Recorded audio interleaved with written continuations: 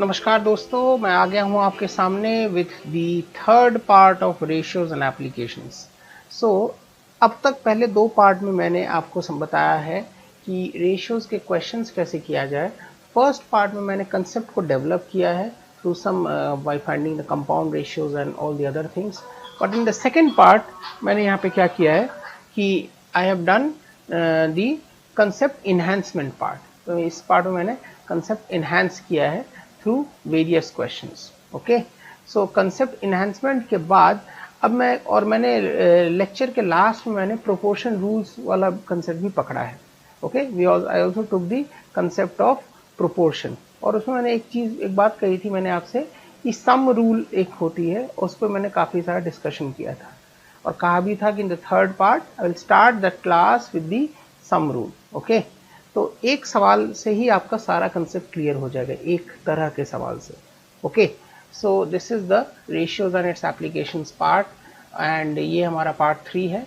आशा है आपने first 2 parts देखा होगा और नॉलेज आपने गेन किया होगा, राइट। तो अगर नॉलेज आपको लगता है कि कोई आपके अलावा किसी और को भी अगर ये नॉलेज मिलना चाहिए तो प्लीज़ उनको कुछ और लोगों में भी आप दिखा सकते हैं, राइट। लेकिन मेन पॉइंट है कि आपको वो नॉलेज मिलना चाहिए, आपको वो नॉलेज गेन होना चाहिए। Okay, now in this third part में जैसे मैंने कहा था कि I will do a question on sum rule. Okay, तो सम रूल के क्वेश्चन में मैं एक बार बताता हूँ। आप ये सवाल को लीजिए, मैंने एक रूल कहा था आपसे। रूल ये था कि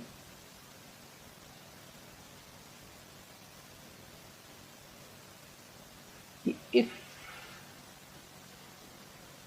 a by b is equal to c by d is equal to E by F, then that is equal to PAN plus QCN plus REN by PBN plus QDN plus RFN की value 1 by n। यानी कि तीन अगर आपस में बराबर है तो for any real numbers P, Q, R और N ये तीनों जो होंगे उस चौथे के बराबर होगा। ओके, सो दिस इज, इस बात को मैंने कहा भी था और इसको हम लोग सम रूल कहते हैं। अब आप इस सवाल को देखो, फर्स्ट क्वेश्चन को, और देखो अगर आपको ये रूल पता है तो आप आराम से कर सकते हैं इस क्वेश्चन को। ओके, जैसे कि फर्स्ट क्वेश्चन देखो, A by B C by D E by F है, इसकी वैल्यू क्या होगी। तो हम कह सकते हैं कि इसमें पावर जो है वो तो 111 है और पी क्यू आर 888 है, राइट। तो यानी कि फर्स्ट क्वेश्चन का आंसर मैं 1 मिनट में लिख सकता हूँ कि 7a plus 8c plus 9e by 7b plus 9d plus 8d plus 9e, इसकी वैल्यू जो होगी वो वही होगी जो इन तीनों की वैल्यू होगी, यानी कि 3/4 होगी। कुछ भी करने की जरूरत नहीं है। ओके, सेकेंड क्वेश्चन की तरफ चलते हैं। अब यहाँ पे PAN यानी कि 7a स्क्वायर, सो n की वैल्यू है 2 एंड p की वैल्यू है 7, q की वैल्यू है 8 एंड r की वैल्यू है 9। देखो आप बाकी सब सेम ही है, तो मैं कह सकता हूँ कि अगर 7a square plus 8c square plus 9e square by 7b square plus 8d square plus 9f square की पावर 1/2 जो है वो भी वही होगी जो इन तीनों के बराबर होगी, यानी कि 3/4 होगी, राइट। लेकिन मुझे इसकी वैल्यू निकालनी है, तो इसकी वैल्यू निकालनी थी, यानी कि इसको स्क्वायर करना पड़ेगा तो होगा। दोनों तो अगर मैं स्क्वायर कर दूंगा तो ये वैसा ही ये कट जाएगा और ये इतना ही रह जाएगा, और इस तरफ अगर मैं स्क्वायर करूंगा तो कितना होगा, इट इज 9/16। तो सेकेंड क्वेश्चन का आंसर हो गया 9/16। ओके, अब थर्ड क्वेश्चन की तरफ चलते हैं। अब चाहे वो प्लस हो चाहे माइनस हो, इसमें कोई फर्क नहीं पड़ता है। इस केस में a की वैल्यू जो होगी वो 7 होगी, सॉरी p की वैल्यू जो होगी वो 7 होगी, q की वैल्यू होगी -8 एंड r की वैल्यू होगी -9। लेकिन एक जैसे मैंने कह भी दिया कि d शुड नॉट इक्वल 0, यानी कि डिनोमिनेटर 0 के बराबर नहीं होनी चाहिए। अगर हो गई तो फिर प्रॉब्लम है, तो सवाल कुछ मीनिंगलेस है, राइट। ऐसा सवाल हो ही नहीं सकता है, इसीलिए मैंने पहले से एक डाल दिया कि d should not equal, denominator should not equal 0। अगर ऐसा है तो फिर इस क्वेश्चन का आंसर क्या होगा। तो इसको भी करने का बहुत आसान तरीका है, हम कह देंगे 7a square minus 8c square minus 9e square by, यहाँ पे 3 कॉमन ले लो, 7b square minus 8d square minus 9f square अच्छा, इसकी वैल्यू और बाहर में 1/3 रख दो, तो इसकी वैल्यू जो होगी, इसका 1/2 जो होगा वो तो 3/4 ही होगा, तो यानी कि पूरा जो होगा वो 3/4 का होल स्क्वायर होगा। तो 3/4 का होल स्क्वायर उसको 1/3 से मल्टीप्लाई कर दो, तो हो गया आपका 9/16 into 1/3 that is equal to 3/16, right. तो अगर आपको ये रूल पता है तो आप ये सब सवाल, ऐसे तरह के सवाल आप बड़े आसानी से कर सकते हो, आपको कुछ भी करने की जरूरत नहीं होगी, राइट। सीधा आप रूल लगाओगे और खेल को खत्म करोगे, राइट। हम चलते हैं अपने अगले टॉपिक की ओर, क्योंकि मैंने इस पार्ट में मैंने आपको बताने हैं ratios and its application. Ratio का एप्लीकेशन, अब जो हमारी कोर टॉपिक थी रेशियोज एंड इट्स एप्लीकेशंस, तो एप्लीकेशन कहाँ कहाँ होता है, किस किस तरह के सवाल में हम लगा सकते हैं, तो हम एक दो एप्लीकेशन पे चलेंगे इस लेसन में।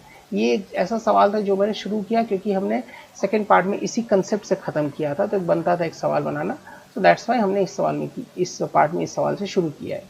ओके, एप्लीकेशन ऑफ रेशियोज, एक तो होता है, दो तरह के सवाल आते हैं, इनकम एक्सपेंडिचर के सवाल, वो भी काफ़ी आते हैं, ओके, और कुछ मिसलेनियस टाइप के क्वेश्चंस भी आते हैं, राइट, जो मैं आपको अभी बताऊंगा। जब आप वीडियो देखते जाइए अंत में आपको पता लग जाएगा कि मिसलेनियस एरियाज ऑफ क्वेश्चंस किस तरह की आती है। ओके, सो फर्स्ट क्वेश्चन देखते हैं, means income expenditure. Annual income of A and B is in the ratio 5:4 and their annual expenses bear a ratio of 4:3. If each of them saves rupees 500 at the end of the year, then find their annual income. Okay, तो इस तरह के question को हम करें कैसे। सबसे पहले एक लंबे तरीके से करते हैं, उसके बाद हम शॉर्टकट तरीके से आएंगे।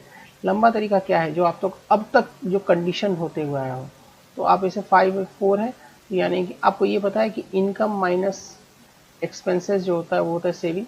जितना आपकी इनकम है, जिसमें से जितना आपका खर्च है वो माइनस कर दो, तो बचेगी वही जो आपकी सेविंग होगी, राइट। तो मतलब annual income of A and B, यानी कि एक की इनकम अगर 5x है तो दूसरी इनकम 4x है, एक का खर्च अगर 4y है तो दूसरे की खर्च 3y है, तो दोनों 500 रुपये बचाते हैं। तो यहाँ से आपकी x और y की वैल्यू आ जाएगी। आपको x की वैल्यू निकालनी है, क्योंकि x की वैल्यू निकालोगे तो आपको 5x और 4x की वैल्यू होगी, राइट। तो x की वैल्यू कितनी होगी हम देख लेते हैं एक बार। हम y को अगर एलिमिनेट कर दें तो इसको हम कितने से मल्टीप्लाई करेंगे, इसको हम 3 से मल्टीप्लाई कर देंगे और इसको 4 से मल्टीप्लाई कर देते हैं और माइनस कर देते हैं, तो ये और ये तो कट जाएगा। अगर मैं इसको 3 से मल्टीप्लाई करूं तो कितना होता है, ये होता है 15x, ओके, और इसको मैं माइनस करूँ 4 से, it is -16x, that is equal to 500, 1500 minus 2000 यानी कि 500, यानी कि x की वैल्यू हो गई 500, तो 5x और 4x, 5x की वैल्यू हो गई 2500 और 4x की वैल्यू हो गई कितनी, 2000, राइट। ये हमारा हो गया। लेकिन हम एग्जाम में इस तरीके से नहीं करेंगे, क्योंकि एग्जाम में हमारे पास टाइम थोड़ा कम रहता है। तो यहाँ पे मैंने यहाँ पे चीज़ें बताई हैं, जो मैंने इसको 3 से मल्टीप्लाई किया, 4 से मल्टीप्लाई किया, ऑल दैट किया है, उसको मैं एक टेबल ऑफ फॉर्म में लिख दूंगा। कैसे, जैसे कि इनकम है और एक्सपेंडिचर है। इनकम पहले कितनी है, 5:4, इनकम और एक्सपेंडिचर। इनकम लिख दो 5:4 और 4:3, ओके, और दोनों की सेविंग कितनी है, 500 एंड 500, राइट। ये इनकम यहाँ पे लिख दिया, ए, और ये ए है और ये बी है, क्लियर है। इस तरह से मैंने लिख दिया है। अब मैं क्या करूँगा, यहाँ पे मैं इसको इससे मल्टीप्लाई करूँगा और इसको इससे मल्टीप्लाई करूँगा। तो जिस ऑर्डर में मल्टीप्लाई किया वहाँ पे मल्टीप्लाई करके और लिख देते हैं, तो कितना होता है, या आप इधर से इधर मल्टीप्लाई कर लो, 4×4 माइनस 5×3, कुछ भी कर सकते हो, राइट। 4×4 माइनस 5×3, ये कितना हो गया, 16 माइनस 15 इज 1 पार्ट। तो आपने यहाँ पे पहले मल्टीप्लाई किया, यहाँ पे बाद में मल्टीप्लाई किया, तो यहाँ पे वही करो, आप क्रॉस मल्टीप्लाई करो। क्रॉस मल्टीप्लाई करके जो वैल्यू आएगी कितनी आएगी, 500×4 minus 500×3, right. So it comes out to be how much, it is 500 rupees. यानी कि 1 पार्ट की वैल्यू कितनी है, 1 पार्ट की वैल्यू है 500 रुपीज, ओके। तो अगर 1 पार्ट की वैल्यू 500 रुपीज़ तो 5 पार्ट की वैल्यू कितनी होगी? 5 पार्ट की वैल्यू होगी 2500 रुपये एंड 4 पार्ट की वैल्यू होगी 2000 रुपीज़। ओके, तो ये हमारा हो गया। इसको हम कहते हैं समवॉट यू कैन, हमारा टाइम थोड़ा सेव होता है यहाँ पे। तो ए और बी यहाँ पे हमने ले लिया, आई और यहाँ पे क्या क्रॉस मल्टीप्लाई करके जो वैल्यू है वहाँ पे एब्सोल्यूट वैल्यू लिखा है, यहाँ पे भी एब्सोल्यूट वैल्यू लिखा। एब्सोल्यूट वैल्यू लिख के मैंने यहाँ पे जो वैल्यू आई उसको ये एक पार्ट को इसके बराबर कर दिया। एक्चुअली आप यहाँ पे वही कर रहे हो, ये क्रॉस मल्टीप्लाई करके और माइनस करके जो काम कर रहे हो वहाँ पे, उसको मैंने यहाँ पे एक टेबुलर फॉर्म बना दिया, राइट। टेबुलर फॉर्म बना के and I did the whole question. Okay, हम चलते हैं अपने अगले सवाल की ओर। Let's move on to next question. The ratio of incomes of A and B is 3:2 and their expenditures are in ratio 4:3। यानी कि यहाँ पे जैसे अब आया वैसे हम करेंगे, ए और बी इनकम और एक्सपेंडिचर। ओके, तो यहाँ पे कितना होता है? इनकम होती है ए और बी की 3:2 और एक्सपेंडिचर कितनी होती है? 4:3। और ए की सेविंग कितनी होती है? ए की सेविंग होती है 2000 रुपये और बी की सेविंग होती है 1000 रुपये। ओके, तो अब मैं माइनस क्रॉस मल्टीप्लाई कर दूंगा, जो एब्सोल्यूट वैल्यू होगी वो लिखूंगा। 3 3 9, 4 3 9, 4 2 8 is 1 part, 9 - 8 is 1 part, 1 part. अब इसको इससे किसी से भी मल्टीप्लाई करके माइनस करके लिख दो और पॉजिटिव वैल्यू लिखो। तो 6000 - 4000 इज हाउ मच? 2000 रुपीज। तो 1 पार्ट की वैल्यू है 2000 रुपीज। तो 1 पार्ट की वैल्यू अगर 2000 रुपीज है, विच मीन्स 3 पार्ट की वैल्यू कितनी होगी? 6000 रुपीज एंड 2 पार्ट की वैल्यू कितनी होगी? 4000 रुपीज। यानी कि ए की इनकम है 6000 और बी की इनकम है 4000। अब हम उस मेथड को जो मैंने फर्स्ट में बताया मेथड 1, उसको हम छोड़ देंगे और इसी मेथड से करते चलेंगे। बड़े आसान तरीके से हम आराम से ये कर सकते हैं क्वेश्चन को। इसको हम कहते हैं क्रॉस मेथड। हाँ, इसका एक छोटा सा इस तरह के एप्लीकेशन को हम एलिगेशन में भी लगा सकते हैं, जो मैंने बताया भी है अपने एलिगेशन वाले लेसन में। एक बार आप चले जाइएगा, वहाँ पे आपको सारा वहाँ पे मिल जाएगा, राइट। तो we can apply various rules over there. हम चलते हैं इन द नेक्स्ट क्वेश्चन, इसी से इनकम एक्सपेंडिचर के सवाल से। ओके, सेम तरह का सवाल, एक रिवीजन है, आप सोच लो एक ही तरह का सवाल है, लेकिन डेटा मैंने चेंज कर दिया है एक प्रैक्टिस के लिए। तो ये है, ये अपना मोहन है, ये अपना सोहन है, ये इनकम है, ये एक्सपेंडिचर है। ओके, राइट, देख लेते हैं।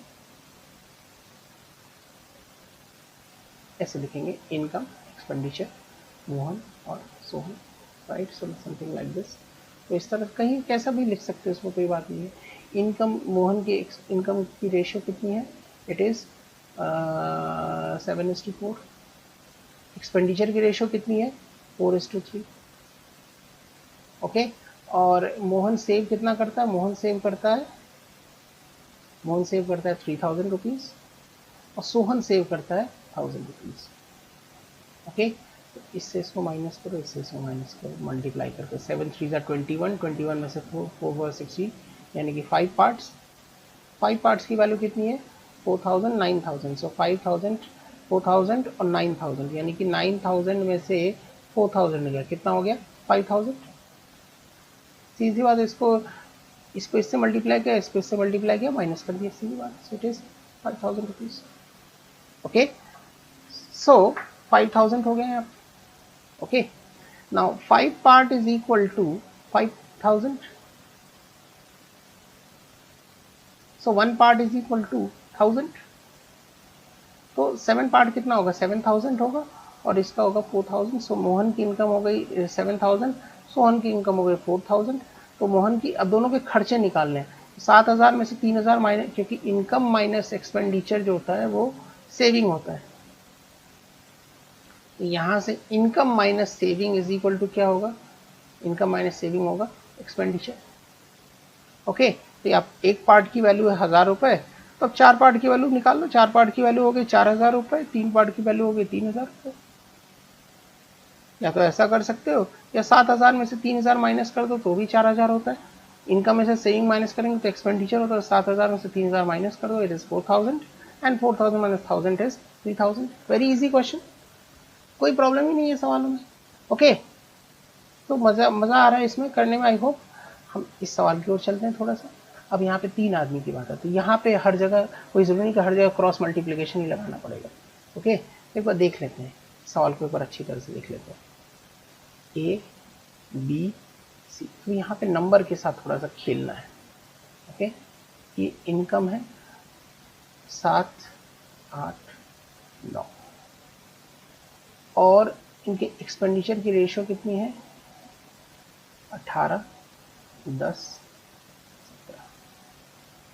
ओके नाउ इट सेज कि A saves 1/7 of his income. 1/7 of his income. A की सेविंग जो होती है वो 1/7 of his income. तो यानी कि इनकम है minus expenditure is equal to saving होता है. तो अगर ए के पर्सपेक्टिव से सोचे तो ए की सेविंग कितनी है, इनकम का 1/7 यानी कि I/7 है. तो एक्सपेंडिचर कितना होगा I minus I/7 is equal to 6I/7. Okay तो अब मेरा सवाल यहाँ पे, अब मेरा दिमाग यहाँ पे चल गया है, कोई प्रॉब्लम ही नहीं है. अब मतलब ये हो गया कि यहाँ पे जो पार्ट है ये अगर 6I/7 है तो ये I/7 है, ये पूरा I है. यानी कि अगर ये 6 हिस्सा है तो ये 7 हिस्सा है. राइट तो अगर 6 हिस्सा 18 का है तो 7 हिस्सा कितने का होगा. अगर अब देखो 7 तो ये कितना हो गया 7I/7 होता है ना. ओके तो यानी कि ये 7I/7 ये 6I/7 ये I/7. अगर मैं इसे 7 को काट दूं तो मैं कह सकता हूं कि इनकम और इसकी 7I है तो एक्सपेंडिचर इसकी 6I है तो सेविंग इसकी I है. तो मैं कह सकता हूं कि 6I की वैल्यू है 18 तो 7I की वैल्यू कितनी होगी, यानी कि एक I की वैल्यू है 3. तो इसका मतलब है अगर मैं इसे 3 से मल्टीप्लाई कर दूं इस सारे रेशियो को तो मेरा काम बन जाएगा. अब देखो ये कितना बनता है, ये बनता है 18 21, ये बनता है 24 और ये बनता है 27. क्लियर और नॉट. तो 21 में से 18 गया 3 हो गया. अब देखो 3 जो है वो 18 का 1/6 है और 18 जो है 21 का 6/7 है. राइट और 3 जो है 21 का 1/7 है. तो जो बात यहाँ पे इसने लिखी है वो जम रही है यहाँ पे. तो इसमें पॉइंट कि इसमें दिमाग क्या लगाना है कि इसमें सबको 3 से मल्टीप्लाई कर देना है. जब 3 से मल्टीप्लाई कर दिया तो 21 में से 18 गया कितना हो गया 3, 24 में से 10 गया कितना हो गया 14 और 27 में से 17 गया कितना हो गया 10. तो ratio of the savings is 3:14:10. यहाँ पे कोई क्रॉस मल्टीप्लिकेशन कुछ नहीं है. क्रॉस मल्टीप्लिकेशन पहले 3 सवाल के लिए था, उससे आपको मेथड समझ में आ गई होगी, बट इसमें कोई क्रॉस मल्टीप्लिकेशन नहीं. इसमें सिर्फ और सिर्फ आपको दिमाग लगाना है. ओके क्या दिमाग लगाना है, यहाँ पे 7 है 7 8 9 इसको 3 से मल्टीप्लाई कर देना है तो अपने आप ही, क्योंकि क्लू हमारा फर्स्ट इसी में छुपा हुआ है, इन नंबर्स में छुपा हुआ है. जब आपने ये नंबर पकड़ लिया है तो आपका काम हो गया. क्लियर और नॉट. हम चलते हैं अपने अगले सवाल की ओर. ये सवाल थोड़ा सा अच्छा लग रहा है, देख लो एक बार. The ratio of A's income last year and to B's income last year is 3:4. ठीक है. The ratio of their own incomes of last year and this year is 4:5 and 2:3. Okay तो इसमें थोड़ा सा दिमाग लगाएं कि ए की इनकम अगर लास्ट ईयर है, ए की इनकम अगर ए लास्ट ईयर को एल लेते और प्रेजेंट ईयर को पी लेते तो ए लास्ट और ए प्रेजेंट, और ऐसे ही बी लास्ट और बी प्रेजेंट. आपको क्या निकालना है, आपको प्रेजेंट इनकम ऑफ ए यानी कि ए प्रेजेंट निकालना है. ओके तो ratio of A is income last year and B is income last year is 3:4. यानी कि मान लो इसकी है 3 और इसकी है 4 रुपये. मान लो आप एक्स लेने की जरूरत नहीं है, 3 रुपये और 4 रुपये. The ratio of the own incomes of last year and this year is 4:5. यानी कि ये ए की लास्ट ईयर और ए की दिस ईयर की रेशियो है 4:5. राइट तो 4:5 और बी की कितनी है 2:3. ओके हमें क्या निकालना है, the total sum of present incomes is 4160, यानी कि आपको दिया हुआ कि ए प्रेजेंट प्लस बी प्रेजेंट की वैल्यू कितनी है 4160। अब देखो यहाँ पे कम्प्लेक्स इसीलिए होता है क्योंकि यहाँ पे एक नन ऑफ दीज भी ऑप्शन दिया हुआ है, इसलिए थोड़ी कैलकुलेशन करने में, बट ज़्यादा इसमें कैलकुलेशन है नहीं। ओके, 4 की वैल्यू देखो, अब ए की लास्ट ईयर की है 3 रुपये और बी की लास्ट ईयर मैंने 4 माना है, और ए के लास्ट ईयर और ए के प्रेजेंट ईयर की रेशियो 4:5, बी के लास्ट ईयर और बी की प्रेजेंट की रेशियो है 2:3। तो अब देखो अगर ये 4 है तो 5 है, तो 1 है तो कितना होगा 5/4 यानी कि सवा होगा 1.25 होगा। तो 3 है तो कितना हो जाएगा 3.75, राइट। ऐसे ही अगर ये 2 है लास्ट ईयर तो प्रेजेंट ईयर है 3, तो अगर ये 4 होगा तो दुगना हो गया है, तो ये कितना होगा 6 हो जाएगा। ओके, तो यानी कि ए की प्रेजेंट इनकम और बी की प्रेजेंट इनकम कितनी है 6 और 3 यानी कि 9.75। तो आपको ये बताना है यहाँ पे दिया हुआ है कि 9.75 की वैल्यू है कितनी 4160। तो प्रेजेंट इनकम ए की कितनी है 3.75, तो 9.75 की वैल्यू है 4160, तो 3.75 की वैल्यू कितनी होगी आपको यही निकालना है। ओके, सो अब आप इसे सॉल्व कर लें तो कितना होगा 4160 बाई 9.75 इंटू 3.75 हमारा सवाल हो गया। ओके, तो इसे मैं थोड़ा सॉल्व कर लूँ तो कितना होगा 9.75 यानी कि 9 and 3/4 यानी कि 39/4, ये 39/4 हो गया, और ये कितना होगा 3.75 यानी कि 15/4 हो गया। 4 तो काट दो तो सीधा हो जाएगा 4160 बाई 39 इंटू 15। ओके, तो 13 39 13 and 13 3s are 39 26 320, so 3 5s are 15, so it is 320 into 5 is 1600 rupees, तो आंसर हो गया 1600 rupees। ओके, तो ये हमारा था सवाल on this income and expenditure. तो इस तरह के क्वेश्चन आते हैं, एक तो क्रॉस मेथड होता है, और जहाँ पे क्रॉस मेथड ना लगे वहाँ पे आप रेशियोज का बेसिक कंसेप्ट अगर आपका क्लियर है तो ये सब सवाल आप बड़े आसानी से कर सकते हैं। ओके, इस सवाल में हम लोग देखते हैं कि क्या है इसमें। ये मैंने आपसे कहा था मिसलेनियस एरियाज, तो यहाँ पे मिसलेनियस एरियाज का क्वेश्चन है ये। ओके, सो ये पास और फेल,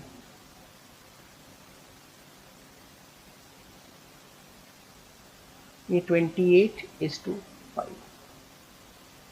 ओके, और अब पास और कह रहा है कि the number of those who passed to those who failed were in the ratio 28:5.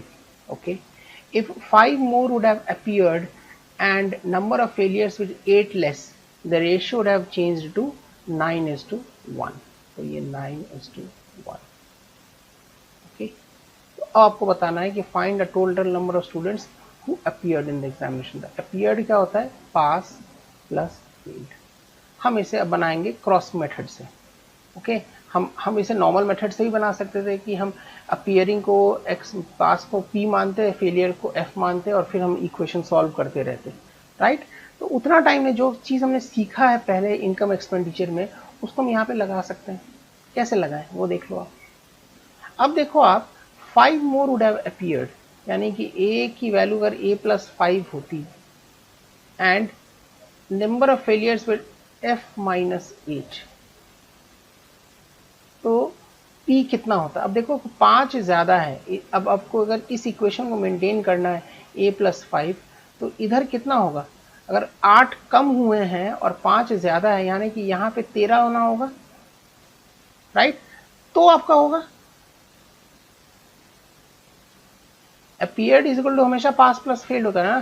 तो अगर a+5 कर देते हैं, तो अगर a+5 इधर किया है, इधर f-8 किया है, और a इक्वल टू p+f को बनाए रखना है, तो इधर हम कितना ऐड करेंगे, हम इधर 13 ऐड करेंगे, यानी कि पास को 13 बढ़ना चाहिए, राइट। तो पास would be 13 more and failures would be 8 less. Okay, ये अब ये चीज अब ध्यान से देखो यहाँ पे। ओके, एक बार फिर से बताता हूँ।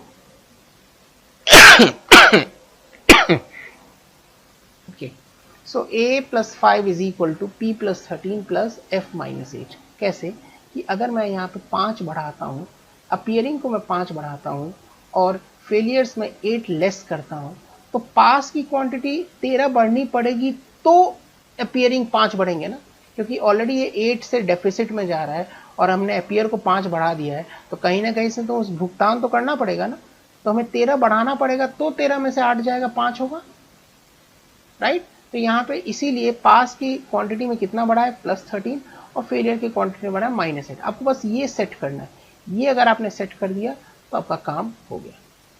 तो अगर आप इसे मल्टीप्लाई करते हैं तो कितना होता है 28, ये +13 हो, ये -8, ध्यान रहे ये कितना होता है डिफरेंस, एब्सोल्यूट डिफरेंस कितना होगा 28 और 45, यानी कि 17 पार्ट्स होगा,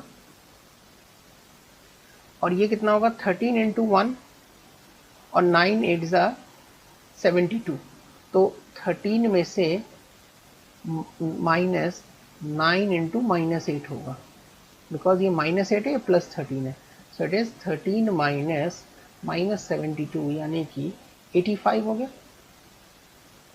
राइट। तो विच मीन्स मैं कह सकता हूँ कि 17 पार्ट्स इज इक्वल टू 85, तो 17 पार्ट्स की वैल्यू है 85। तो टोटल पास प्लस फेल कितना होता है 28 + 5 यानी कि 33 पार्ट्स। तो 17 पार्ट्स की वैल्यू 85, एक पार्ट की वैल्यू कितनी होगी, एक पार्ट की वैल्यू होगी 5, तो 33 पार्ट्स की वैल्यू कितनी होगी, 33 पार्ट्स की वैल्यू होगी 133 × 5, that is how much, it is 165। Okay, so it is 165, so answer for this question is 165। Okay, तो हमें वो इक्वेशन बनाने की जरूरत यहाँ पे नहीं है, क्योंकि हमने वो चीज़ सीखी है यहाँ पे, उस चीज़ को हम अप्लाई करेंगे यहाँ पे। ओके, पहले सीखी है तो उस चीज़ को, लाइफ भी यही है कि हमें सीखना चाहिए अपने एक्सपीरियंसेस से, बैड एक्सपीरियंस से ही हम लोग सीख के अच्छे बनते हैं, राइट। तो अच्छे बनना यहाँ पे थोड़ा सा टाइम सेव करने वाली बात है, कि जितना टाइम आप सेव करोगे उतना आप एक्स्ट्रा क्वेश्चन अटेम्प्ट कर पाओगे, राइट। सो अगले सवाल की ओर चलते हैं, उसी तरह का सवाल है ये। In an examination, the number of those who passed and those who failed when the ratio 32:5, तो पास और फेल की रेशियो पहले कितनी है 32:5। If one candidate would have appeared less and the number of failures would have been 2 less, then the ratio of the failures to passed students would have been 1:7। Failure और पास का ratio है 1:7। पहले दिया हुआ है पास और फेल का ratio, यहाँ पे है फेलियर और पास का रेशियो, तो संभल के यहाँ पे, यानी कि पास और फेलियर का रेशियो क्या होगा, इट इज 7:1। तो अब कितना हो जाएगा, ये हो जाएगा 7:1। ओके, तो ये हमने बना लिया। अब हम यहाँ पे एब्सोल्यूट नंबर्स हम देखेंगे, एब्सोल्यूट नंबर्स में क्या चेंज हुई है, तो रेशियोज में दिया हुआ है, एब्सोल्यूट नंबर्स में क्या चेंज हो रही है। तो अब देखो यहाँ पे अपीयर्ड इज इक्वल टू, हमें पता है पास प्लस फेल होता है, ये मैंने आपको बताया हुआ है। if one candidate would have appeared less, यानी कि a-1, that is or p and the number of failures would have been 2 less, यानी कि f-2। अब इस इक्वेशन को बैलेंस करने के लिए इधर क्या करना पड़ेगा, इधर अगर -1 रखना है, इधर -2 है, तो इधर कम से कम एक +1 तो करेंगे, तब जाकर 1 - 2 = -1 बनेगा, यानी कि पासेस को 1 बढ़ाना पड़ेगा और फेलियर्स को -2 घटाना पड़ेगा, क्योंकि यहाँ पे दिया हुआ है। तो हमारा सवाल बन गया। अब इसको इससे मल्टीप्लाई करो, इसको इससे मल्टीप्लाई करके माइनस कर दो, तो 7 5 से 35 और 32 1 से 32, तो 35 - 32 कितना हो गया, absolutely it is 3 parts. Absolute value लिखना है 3 पार्ट्स, 1 × 1 7 × -2, यानी कि 1 - 7 × -2 कितना हो गया, 1 - -14, दैट इज 15, यानी कि 3 पार्ट की वैल्यू है 15, 3 पार्ट्स की वैल्यू है 15, तो 1 पार्ट की वैल्यू कितनी होगी, 1 पार्ट की वैल्यू होगी 5, तो 1 पार्ट की वैल्यू अगर 5 होगी, 32 + 5 यानी कि 37 पार्ट की वैल्यू कितनी होगी, 37 की पार्ट की वैल्यू होगी 37 × 5, दैट इज 185, राइट। तो answer for this question is 185। तो इस पूरे सेशन में, इस पूरे लेक्चर में मैंने क्या सीखा है, क्रॉस मेथड रेशियोज ले लेते हैं और यहाँ पे हम एब्सोल्यूट नंबर लेते हैं, एब्सोल्यूट नंबर लेके माइनस मल्टीप्लाई करके, क्रॉस मल्टीप्लाई करके एब्सोल्यूट वैल्यू लेंगे इधर, और इधर भी लेंगे एब्सोल्यूट वैल्यू, और इसको इक्वेट करेंगे। ये पार्ट इतने के बराबर है, तो ये कोई भी पार्ट आपसे पूछे उसका वैल्यू को निकालना है तो आप उसी हिसाब से निकाल लीजिए। बहुत ही आसान चीज़ है, कुछ प्रॉब्लम है नहीं। सवाल लिखने में बहुत डिफिकल्ट लगता है, लेकिन अल्टीमेटली बहुत ही बड़े प्यार से सॉल्व हो जाता है, राइट। तो हम और अच्छे क्वेश्चंस के साथ आएंगे। अब मैं जाऊंगा अपने अगले डोमेन में, जहाँ पे मैं वेरिएशन और पार्टनरशिप की चीज़ें पकड़ूंगा, राइट। और अच्छे क्वेश्चंस हैं, आरबीआई ग्रेड बी लेवल के भी क्वेश्चंस हैं, वैसे ये क्वेश्चंस बहुत अच्छे हैं, right. So thank you so much. हम मिलते हैं इन द नेक्स्ट क्लास, जहाँ पे मैं और अच्छे क्वेश्चन और अच्छे कंसेप्ट के साथ आता हूँ आपके साथ। बहुत बहुत धन्यवाद आपका। आपसे मिलते हैं in the next session, right. Thank you so much. हमारे डिस्क्रिप्शन बॉक्स में सारा डिस्क्रिप्शन दिया हुआ